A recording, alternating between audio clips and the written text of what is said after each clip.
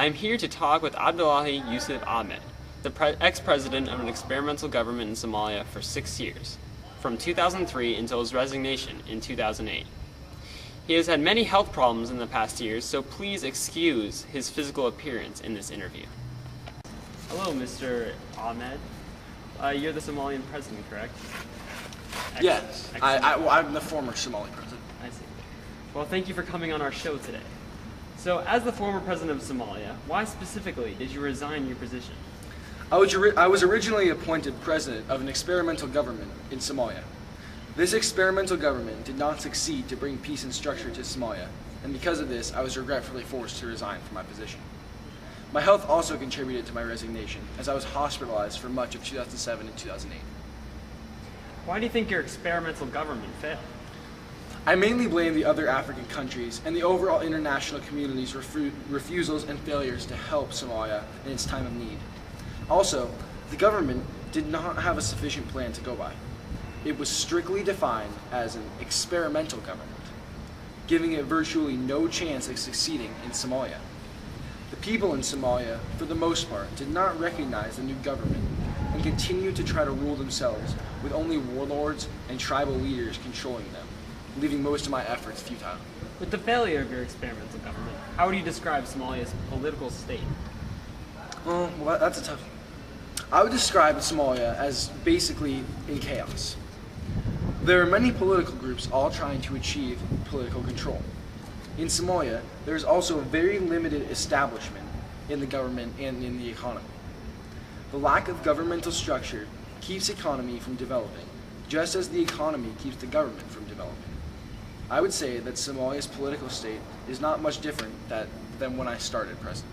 Do you think Somalia is an appropriate representation of the rest of East Africa? Well, it is and it isn't. I believe that Somalia can represent some of East Africa's other countries, but most have more active governments. In many countries, the governments may be less in control than, for example, America, but there are very few countries whose governments have as little influence as Somalia's. Somalia remains the only active anarchy in the world. What do you think the various parties can do to help Somalia's political and economic instability?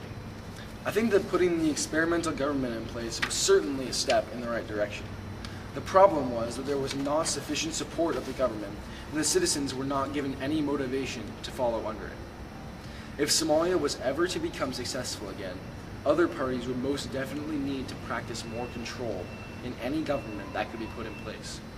Also, the plan for the government would need to be more thought out and concrete, as the government that I controlled was not well thought out and was almost immediately doomed to fail. Which other countries in East Africa have had the most impact on Somalia's situation?